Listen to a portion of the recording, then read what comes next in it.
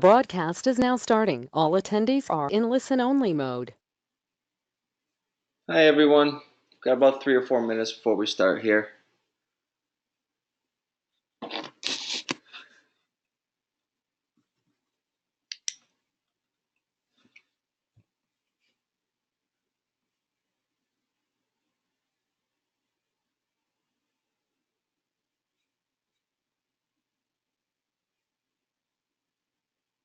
Can everyone hear me?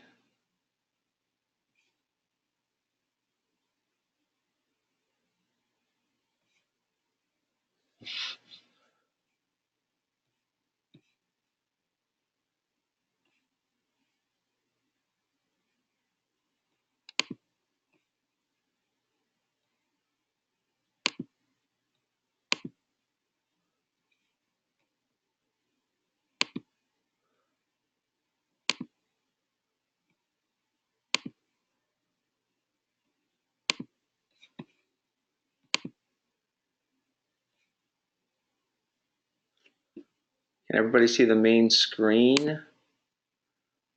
It's my first time, so bear with me.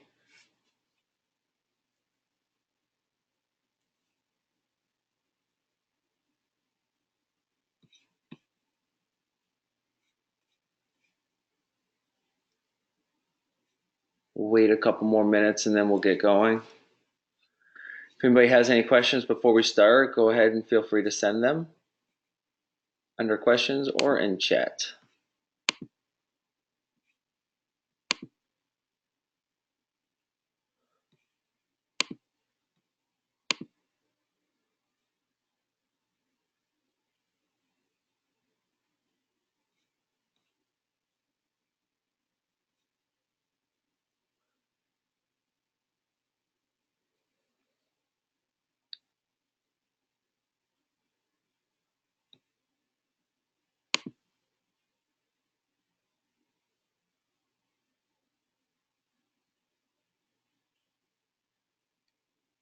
I'm just going to wait another minute. I think all the attendees are actually here. I just want to wait another minute to see if anybody else is going to join us.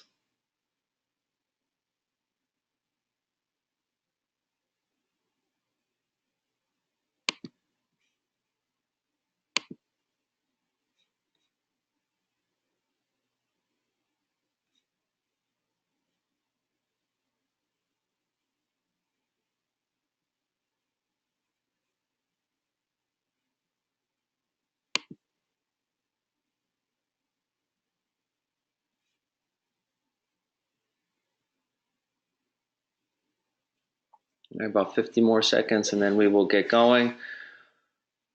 No questions before I start? Anything you'd like to know? Something to make sure that I cover?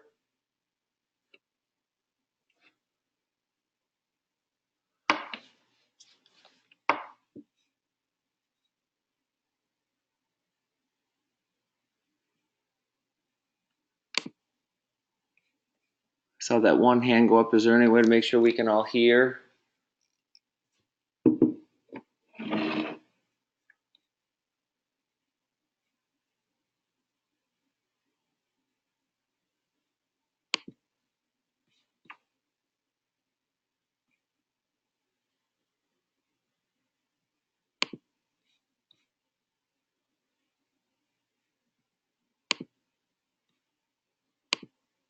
All right, before I start, can somebody just send me a quick chat to make sure that you can hear me? Oh, excellent. I see a question, so now I know you can at least hear me. Thank you, Lindsay. I will definitely talk about hot yoga, Bikram yoga, and a little bit of hydration at the end. So thank you for asking the question. Okay, so here we go. Yoga for endurance athletes. As I would assume many of you are endurance athletes, and then adding in the extra component of yoga. Here we go. I'm just going to kind of read from some slides and then add in a little extra. What is yoga?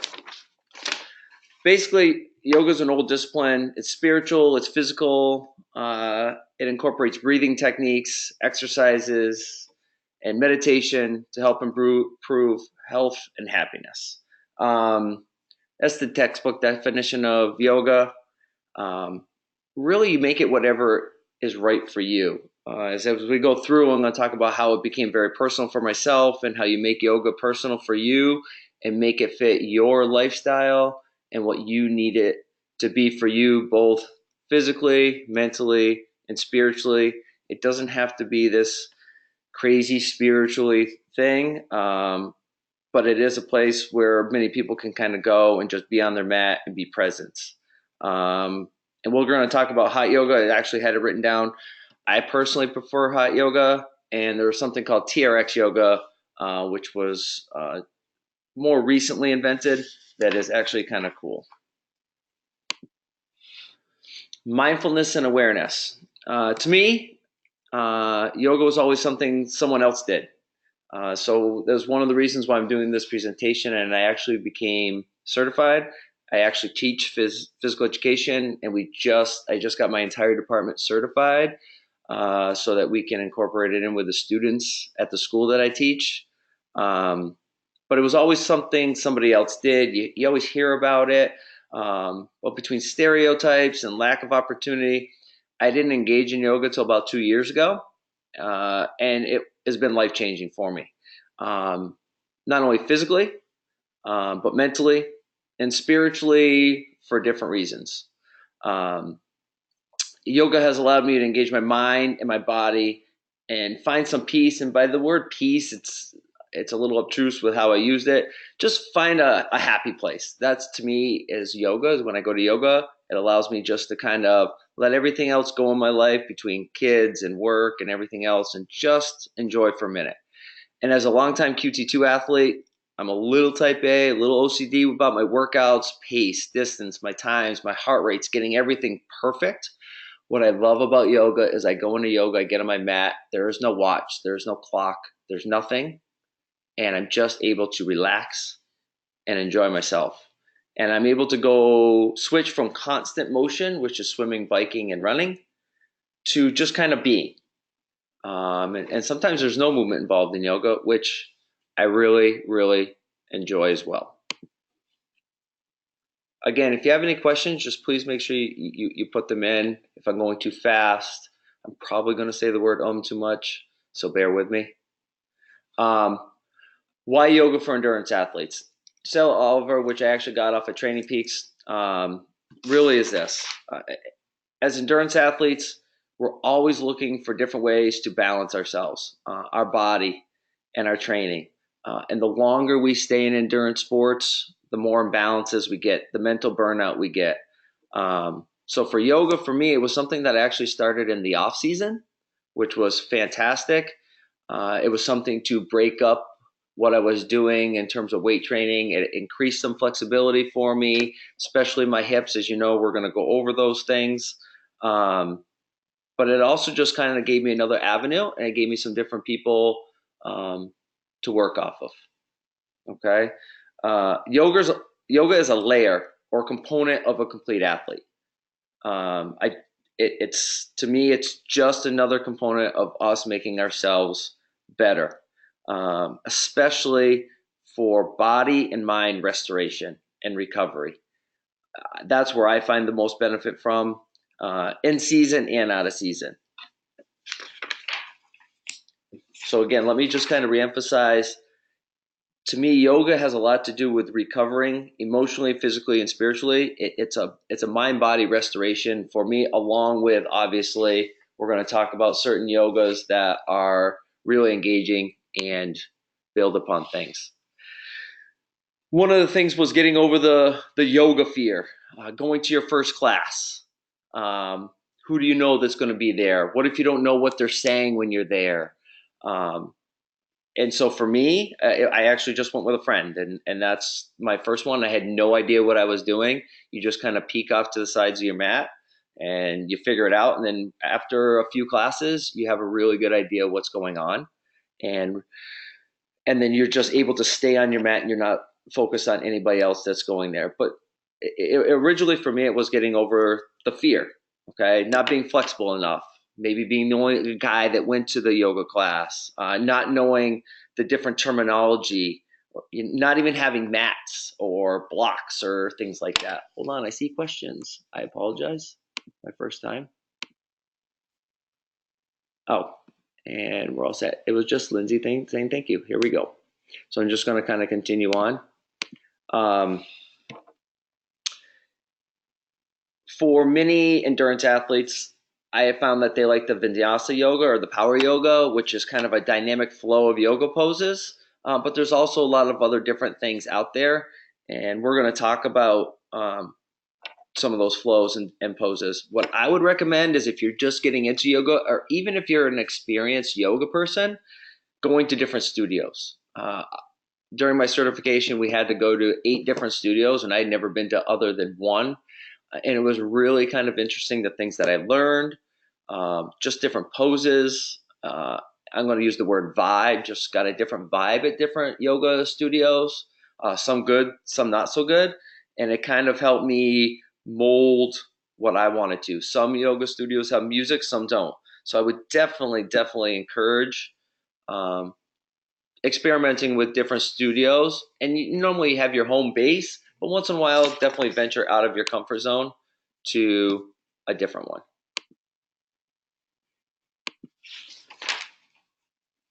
Breathing, huge part of yoga and a huge part of who we are as endurance athletes.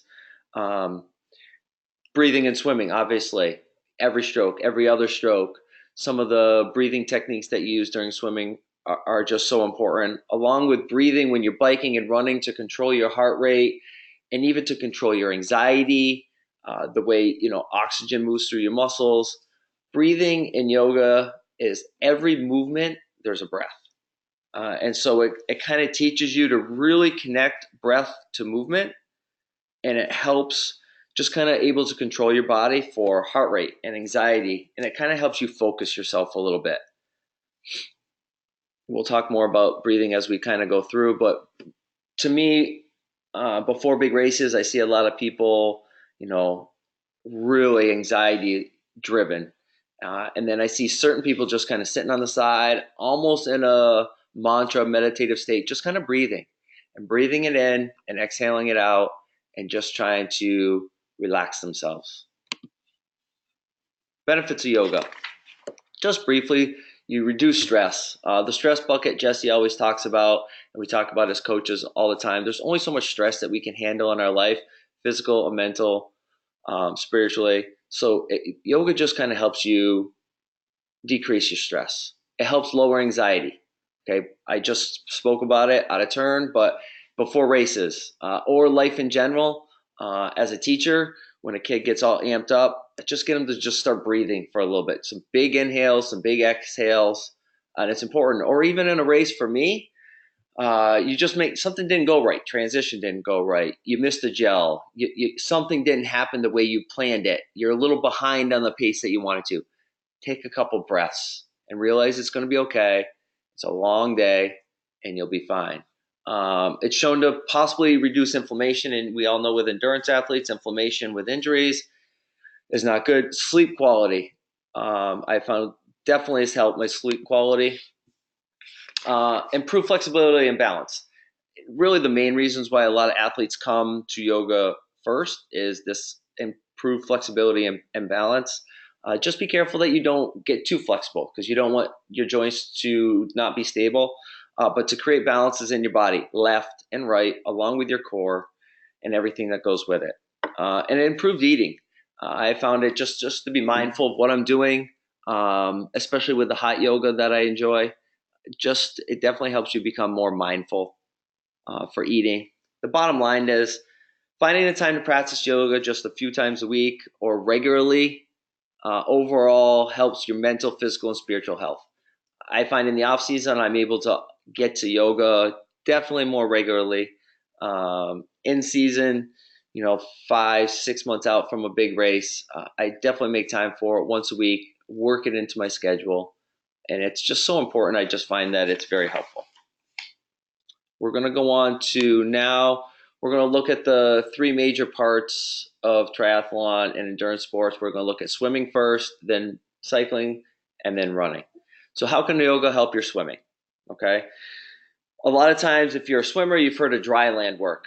So much of what dry land work is yoga on the deck, out of the water. Um, People that swim competitively or train rigorously, they often have tight shoulders, hamstrings, and hip flexors. So yoga can help with this. And the other thing it can also help is sometimes pre-race, you're not allowed to get in the water and warm up. So some of these yoga activities can help kind of warm your body up and get your body ready for a race. You know, not all races allow you to kind of get in right out of the gate. So you may have to figure out a different way to warm up. And yoga is a great way to do that before the beginning of a race, whether it be swim, bike, run, or a combination of all three. The cat-cow stretch. This is just a great one for it. It really starts to incorporate your breathing. So as you're reading along, you inhale, your back is up. You exhale, your back is down. It works on opening up your hips, your shoulders.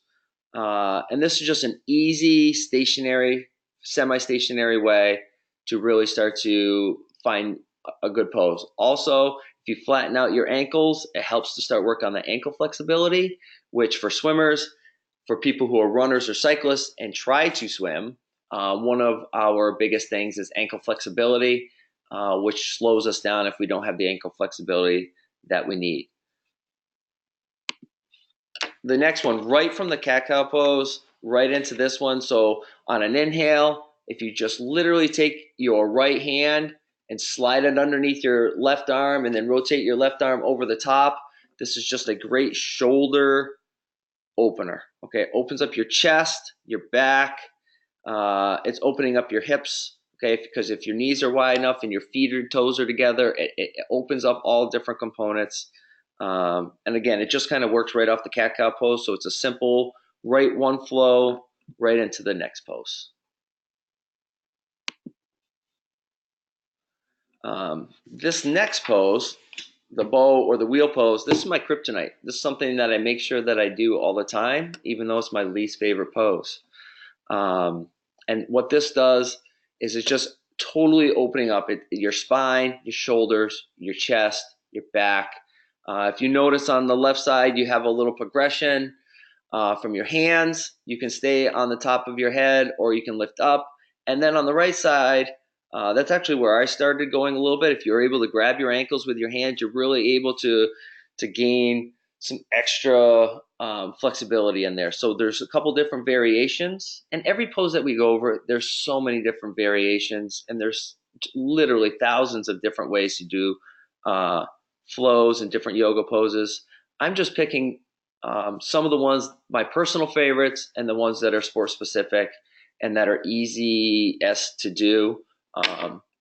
Until you progress up and as you go to more classes and you learn more, you feel more comfortable doing with this. But something like this, you would go up into the wheel pose, hold for a count of 5 breaths, and then down, and you can repeat that a couple different times. The last one here I have for swimming is really for flexibility of the ankles and the knees and the feet. You can't see it from this angle, but there can be a block underneath the butt, right on the butt, so that the ankles are flat, the top of the feet are on the ground, and this really just kind of helps stretch out your quads and your feet, and it really helps to increase your swim ability. Before I move on to cycling, are there any questions so far about swimming? Okay, great. Yoga for cycling.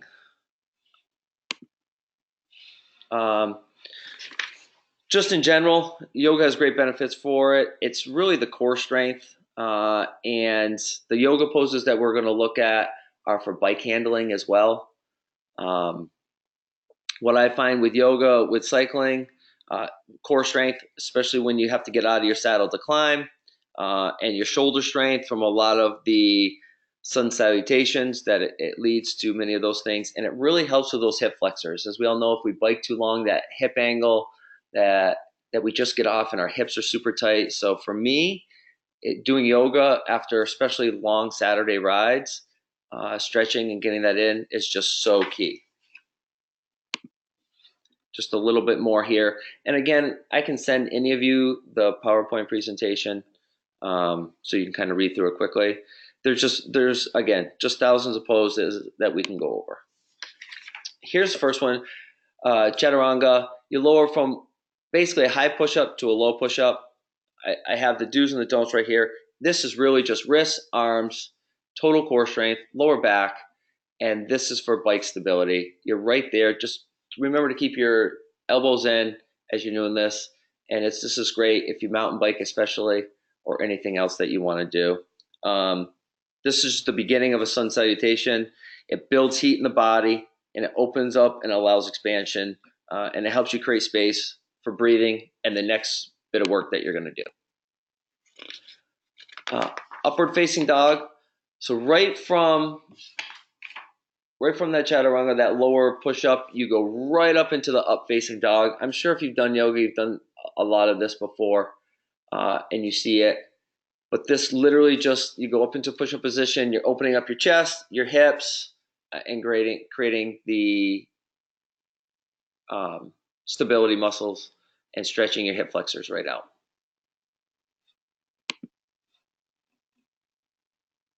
And then you go flow right into down dog. And again, with this, tones, core, length. This, believe it or not, is considered a resting pose. And again, it's something that you can do to stretch yourself out. And child's pose is also a resting pose. And the biggest thing with this is just, sometimes I like to do this. I like to cycle my feet out. So I like to take opposite heel up and down a little bit, kind of cycle my feet out a little bit. It kind of gives me a little hip movement, kind of gets me stretched out and warmed up a little bit more. Sometimes I take the space between my big toe and next toe and hook it over the Achilles tendon of my other foot and gently stretch down on it. I find that it helps create a little bit of length in my hamstrings and my calves and my Achilles and my gastroc and all those good muscles. And this, to me, is one of the best poses that you can do. There's so many different things you can do out of this. From there, you can go right into Warrior One. And for me, you have Warrior One, Warrior Two, and you have the reverse warrior, Warrior Three, sometimes it's called. This builds one leg stability. You can be held in this. If you're with an instructor, they can hold you in this for a seriously long time. And it builds that quad strength. You look at just the hip angle and the knee angles, and this is just great for that static strength that you need. And just holding this pose for periods of times can really be a leg burner, and it can really create some of that biking strength that you need. Yoga for runners. For me, many runners don't survive the imbalances that running introduces. I've been lucky enough through swimming. Sometimes you here and there have some injuries, along with cycling, which is a little bit low impact, but generally, more often than not, we get our injuries from the impact of running. And I just put a quick 5 poses that you can do before a run. Even I find some of these that I do mid-run after a quick water break. If I'm a little tight and I'm not quite feeling it and I want to stretch out, I will definitely do these sport-specific ones to kind of feel a little bit more of a flow and just kind of get into where I want to go next. To me, if you are running at all, the stretch, the guy with the blue shirt on the right, the triangle revolve lunge, this to me is the best stretch. This to me is my favorite yoga pose. It stretches the hamstrings. It's a good hip opener, and it gets the ITB down the side of the leg, and it's a twisting motion. And any twisting motion that you do, remember, it's a rinsing of the body. That's why they do the twist in yoga. You're literally rinsing toxins out of your body, and that's the purpose of the twist in yoga. And that's why that one specifically is my favorite. The lady on the left, I also like that one. It's a little bit more relaxing for me. Really get a strong hip opener. And you can also split your arms in that, which I actually enjoy. She has her hands together with her knee or elbow on her knee. I like splitting my arms on that one and really looking up to the sky and feeling just a full rinse, a full stretch, and those hip openers for the run are just incredibly helpful. the pigeon stretch. I put the 4 on the left. You can do variations of any of these. Um, I like to put my the very top one with the lady in the pink tights. I put my foot up on a wall. That's my favorite pigeon stretch to do. I'm able to kind of move and adjust. I know we've all done many of these before, but it's just a reinforcement that for me, as you go over all these things, that I was doing yoga before I knew I was doing yoga. And I think that's kind of what I install in my students, install in my athletes when it comes to the fear of yoga, and some of the things that go along with yoga. And then the traditional pigeon stretch on the right.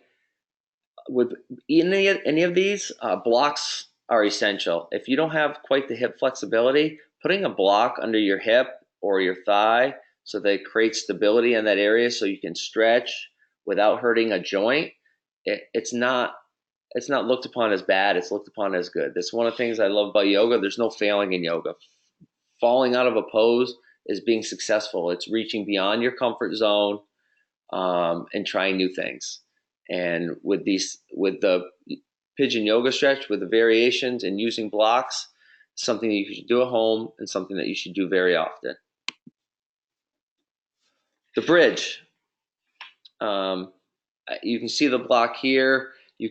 Blocks are to me are an essential part of yoga.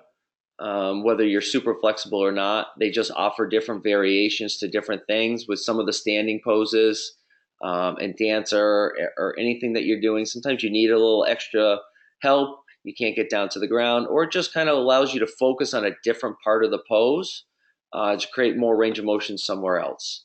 The back bends for the run, again, we've talked about hip openers 10 times already. You can't stress enough between running and cycling how we just really have to work on those hips for the piriformis, your hip flexors, your quads. It's all those little stabilizers that you work on that are going to help you be injury free or closer to it. And that's really, as a coach at QT2, number one priority is get you to the starting line healthy. And I have found that my athletes that I get to incorporate yoga into their regular routine, and regular can mean something different for everybody. It has helped reduce the amount of injuries that they've had, and it has kind of breathed new life into their training.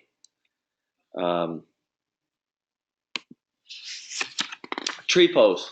There's so many different variations. You see the guy on the right is traditional. Just remember, if you're ever doing the tree pose, a couple things. One, you want to have a fixated spot. It's your foot that comes into the other leg. The important part is it can't be on the knee. It can be above the knee or below the knee on the calf. Just never place that foot on that knee. That's where an injury can occur. You can keep your hands in, or you can grow your tree up and out, and you switch legs. Great stability in case that you're running in the woods or anything else. I just really, truly love the tree pose. To me, it helps center myself, and it helps create all those little stabilizers. And I can definitely feel when I'm fatigued or an injury is about to happen because I start wobbling a lot more than I usually do. Some of the things that I want to add as I have tree on here, want to talk about hot yoga and hydration. Bikram yoga or hot yoga, that's my absolute favorite type of yoga. I go to other studios that maybe it's not hot or it's not super hot. I truly enjoy the hot yoga. It helps me create a whole different level of flexibility and range of motion in what I'm doing, especially the older that I get. The key is the hydration part. Hot yoga is phenomenal. You just make sure you bring in a couple of water bottles. My biggest thing with hot yoga is it's not something that you want to do close to an A race. It's so important that you get your electrolytes. So whether it's nuns or through clean, or even now the Gatorade Zero is getting better and better in terms of calories and the sugar and all the other stuff that they put in it. Hot yoga is really great for increasing flexibility, range of motion. Just be careful that you're not overstretching and you're not creating too much range of motion. It's really great to breathe into it and feel that heat, and really, I feel a cleansing, almost a detoxifying feeling when I leave a hot yoga class. My biggest thing is with my athletes is not too close to race time. Um, Depending on where your race is going to be, if it's in a cooler climate, I just don't want to get the dehydration part of it. But on the flip side, if you're going to be racing in a very hot environment, along with the QT2 heat protocol, sometimes I will let them go to a hot yoga, but definitely tell them to not go all out in terms of the range of motion and the flexibility. But um, hot yoga and the hydration part, you just got to stay up on it beforehand, during the class. Don't be afraid to pause your pose, to fall out of it, to get a drink of water, to go into child's pose, um, and just relax for a second and hydrate yourself. But for me, hot yoga is where it's at, and it helps with so many different parts that we have. TRX yoga is another part that I'd like to talk about. If you ever have an opportunity to go online and look at TRX yoga, I found in the off season and even on the in season, it creates different range of motions. There's different movements and different poses. And sometimes doing the strength training or the weight training or a TRX routine that we do all the time, it just kind of becomes monotonous. And so adding in yoga TRX classes, which are becoming more and more popular, really adds an extra layer or component to your training ability, to you as an athlete and to your training. Are there any questions? What haven't I covered that you maybe would like to talk about? I'm going to talk a little bit about mantras and the mental and the focus part.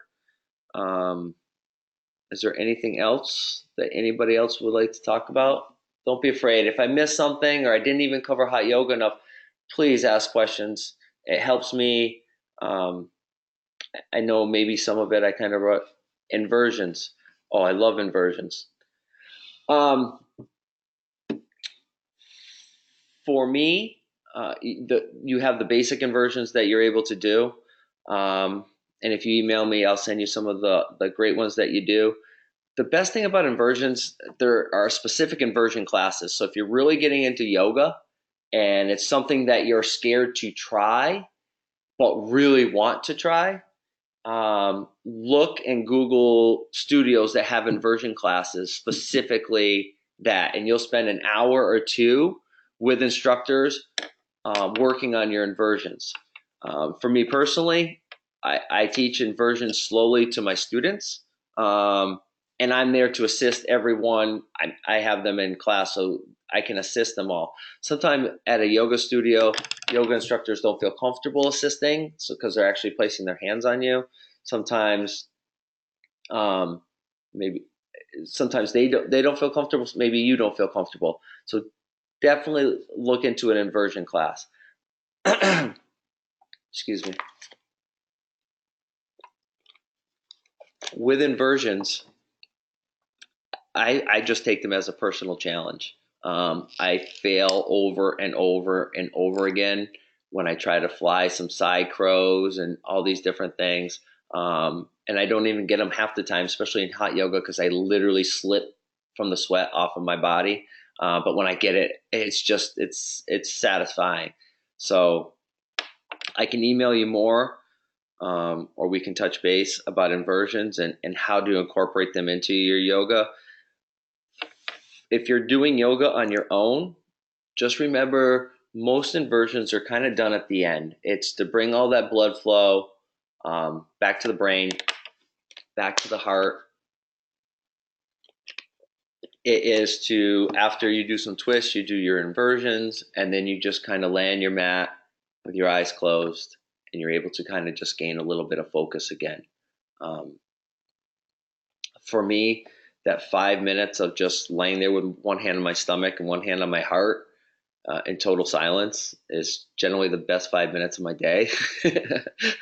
And like I went back to the beginning, as athletes, we're so driven by time and pace. And, with QT2, I love QT2. It has changed.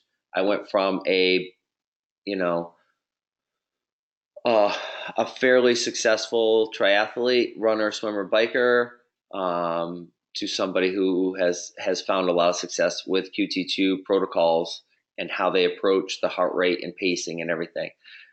But sometimes it becomes you're a watch. You just everything's about the watch. And so for me, yoga, you just shut it off and you're able to just be. You're getting a great workout in, and you're gaining strength and flexibility and peace of mind and mindfulness and the breathing that you can bring into your moment, whether it be swimming, your goggles fall off, you get hit, somebody tries to swim over you, to being mindful to refocus your mind that you're going to be okay and that it's the beginning of the race. That's where my mind goes. I have certain set points that yoga's helped me do during swimming, and then you get out on the bike and you're flying through an aid station, and you miss a Gatorade, or you have to turn around, or you miss a gel, or whatever it happens to be. Taking your breaths, not having the anxiety, and just refocusing yourself. That's what yoga has helped me do. It's been way more mental, and I hesitate to use the word spiritual because a lot of people just think it's this weird spiritual thing. It's yoga is whatever you need it to be for you. I think that's, if you take one thing away from this, is all right, two things. One, the increased range of motion and the core stability and strength that it can give you will help you become a better athlete and lessen your chance of injury. And the second part is the spirituality of it. And again, that phrase I use, mindfulness, you can use whatever you want. It helps you just create some a moment of silence in your life and just be able to enjoy that moment of silence sometimes. Um, and it helps you refocus in the moments that you really need to be refocused. It's that little inner voice that you are awesome, that you have set a plan, that you're going to be okay, um, and you don't have to panic. That's what yoga has allowed me to do. Are there any other questions? And again, with the inversions, feet up, there's, flying on the side, um, all those different things. All that I would tell you is, one, take an inversion class, or two, if you're going to try them based off of YouTube videos or things that you watch, definitely have somebody there that you trust that can help you and hold you so that you don't hurt yourself. Any other questions from anybody? Quick conclusion, then I have a couple other listed topics after this. For me, I would just say, make sure that if you haven't taken yoga classes yet, make sure you're taking almost a half dozen before you decide what's right or wrong for you. And try a couple different studios. And within each studio, there tends to be different instructors. Some people reach you better than others. I have a studio which I love. Some of the instructors, I absolutely make sure I'm going to go to their class because I know it's a workout base. Or if I know it's not a workout kind of day, I just need a mindfulness, that I know this instructor is definitely much more the mindfulness, spiritual part of it, and with movement. So just make sure you kind of get, every instructor has their own vibe. Every studio has their own vibe. So making sure that you go around, and most yoga studios are really cool about letting you try a class for free. And so definitely take advantage of that and take different classes in different places with different instructors. And if you go one place and you don't like the instructor, you don't write it off. Just make sure if you sign up again, you go to see a different instructor whom you may totally fall in love with. Even at my school, when I teach yoga, I make my staff rotate classes so that students get to listen to a different voice. The messages are different. The flows are slightly different. How long we hold poses are different. So definitely make sure that you're trying different places. Some of the other topics, mantras, you might hear mantras. The biggest one is like the or namaste. For me, my mantra is something that when I'm racing, I can go back to. In yoga, they have their own yoga mantras. In my life, I have my own things that reset myself, or that I constantly am reminding myself through the swim or the bike or the run, or something happens. Have something that's yours that you keep going back to that makes yourself feel less anxiety, it makes you feel safe, but also makes you aware and mindful of what's going on around you. That's what I would definitely make sure with the mantras. There's a whole bunch of different parts of that. I went over TRX yoga. With the meditation, also with breathing exercises, there is, some people, again, some of the terms in yoga turn people off. And so I always caution people. I have two kids. I have a 20-year-old and a 17-year-old. And I try to get them to go to classes, and they have. Um, just don't get stuck in maybe what you think it is. Go in with an open mind. And for me, meditation can be a bunch of different things. For me, it can be breathing exercises before a race or during it. It can be part of just being self-aware, which is the next one down. Being aware of your body, being aware of your mind, being aware of your limitations and your strengths, and working on those. For yoga, for me, it's for the self-awareness part of it is we always try to avoid the things that we're not good at, and we overemphasize the things that we're good at, where in reality we need to do the opposite to become a more complete athlete, and to be honest, a more complete person. So with self-awareness and meditation and the mantras, don't be afraid. If you're not a good swimmer, swim extra. If you're not a good swimmer, join a master's class. If you're not a good cyclist, push yourself, whether it be on a Swift group ride or with people that might be slightly stronger than you, but are nice people that'll make sure that they might wait for you. And running, the same thing. And it goes for yoga. It goes back to inversions. I didn't try a real inversion for 9 months because I didn't know what I was doing, and I was nervous, and everybody was doing it, and everybody looked so professional and like they were awesome at it, and I was so nervous to go up in a class of 30 people and literally fall down or not be able to hold the pose. What I'm telling you is that's what you need to do more. Out of your comfort zone, enjoy life, enjoy those things that are going to make you a more whole person, that brings things to your athletic life, but bring things to your personal life as a mother, as a father, as a partner, and make sure that within yoga those things happen. That was phrased wrong. Not that it makes it happen, but if you are open-minded with the mantras, with the meditation, with the self-awareness and the mindfulness, generally you just become a more complete person, physically, mentally, and spiritually. And that is about all. I didn't know if there was going to be more questions, and this is my first time, so I apologize if I said or I repeated myself a bunch of times. But now's the time. I can literally go over anything. Don't be afraid to ask a question. We'll hang on for a couple more minutes, and we'll see if we have any questions. And if not, I would highly, if there's anything that you want out of the presentation, I would be more than happy to email you the entire PowerPoint. And also, if you have other questions, I'd be more than happy to talk to you on the phone if that's more comfortable for you. I just think that if you're looking for something that's just going to make you an overall better person in every aspect of your life, yoga can definitely help you get there with an open mind, and to get help. I just think kind of get rid of the yoga stereotypes that some people have out there. All right, hold on. We have another question. Any yoga books that I recommend? Hold on one second.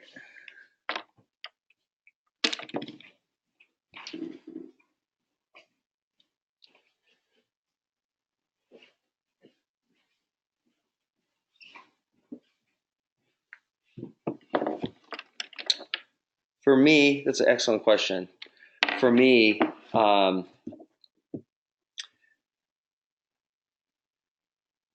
I actually read. It's called A Return to Love. Uh, it's by Marianne Williamson, um, and it just kind of got me thinking, and kind of got me into it. It's about miracles and different things, and it just kind of gets you in a good mental place. If you're looking for definitely a much more um, book for specific yoga, I would look at Journey into Power by Baron Baptiste. I'm sure you heard Baptiste Yoga, but the Journey into Power does a little bit of everything for you. Probably if you're looking for one book as a do-it-all book, that's the one book that I would definitely look at first. Is again, it's Journey into Power, Baron Baptiste, and it's one of the best sellers that have been out there, and it brings you through spiritually, physically. It does poses for you. It helps with your alignments. A lot of the stuff that you're going to recognize that I did today came from that book. If you're looking for something just as a good read to kind of more spiritual, I would definitely look at A Return to Love. Reflections on the Principles, A Course in Miracles by Marianne Williamson. And if you're looking at just a great overall yoga book, definitely Journey into Power is an awesome place to start. And then you can kind of expand from there.